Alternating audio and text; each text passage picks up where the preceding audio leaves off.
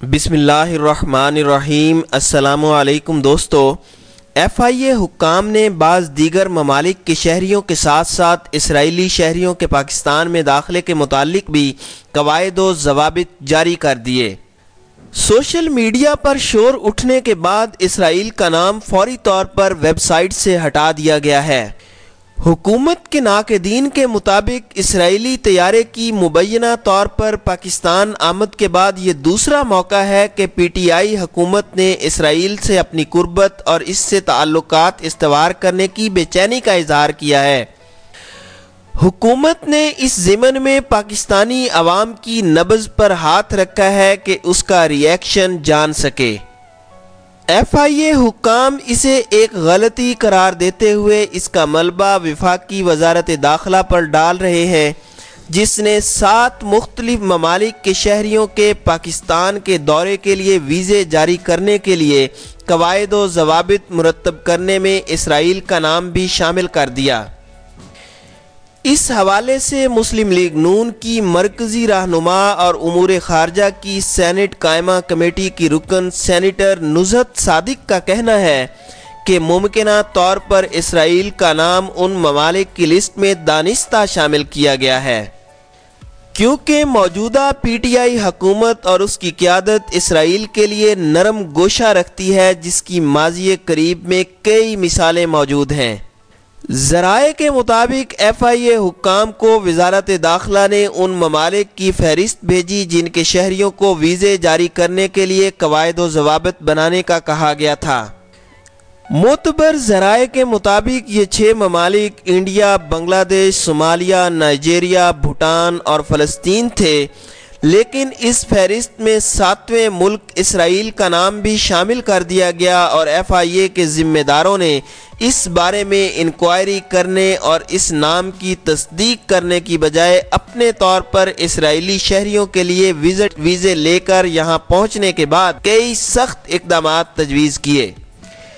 یعنی کسی اسرائیلی شہری کو پاکستان آنے کے بعد پولیس کے پاس باقاعدہ اندراج کرانے، متعلقہ ضلع کے ڈسٹرکٹ پولیس آفیسر سے قیام کا پرمٹ لینے اور پھر روانگی سے پہلے یہ پرمٹ واپس کر کے سفری اجازت نامہ وصول کرنے کے بعد ملک چھوڑنے کا پابند کیا گیا تھا۔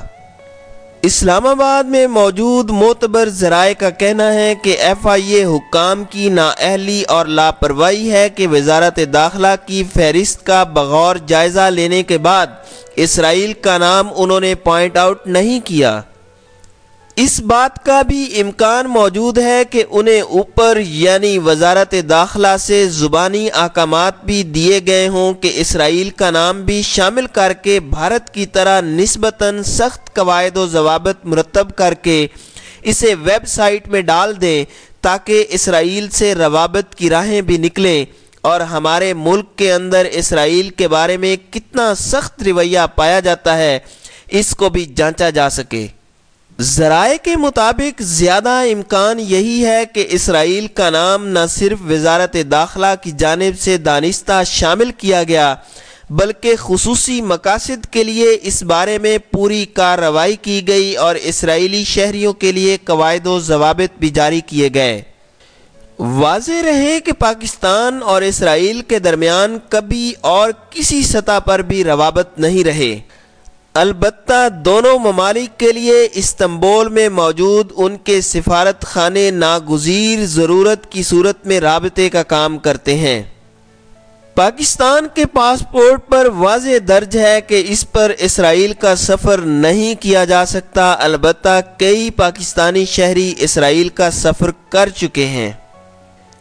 یہ وہ افراد ہیں جو بعض یورپی یا مغربی ممالک کے بھی دوہرے شہری ہیں اور ان ممالک کے پاسپورٹ پر ویزا لگوا کر انہوں نے اسرائیل کا دورہ کیا۔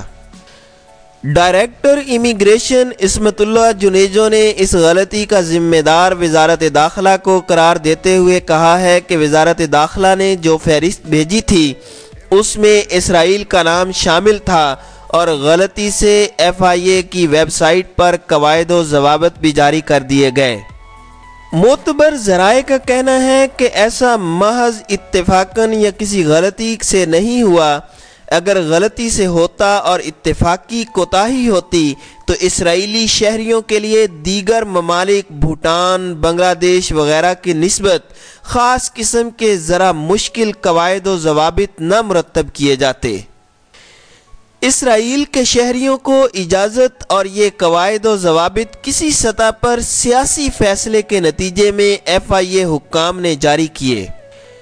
لیکن یہ بات سامنے آنے اور میڈیا پر شور اٹھنے کے بعد وزارت داخلہ کی ہدایت پر اسرائیل کا نام فوری طور پر FIA نے ختم کر دیا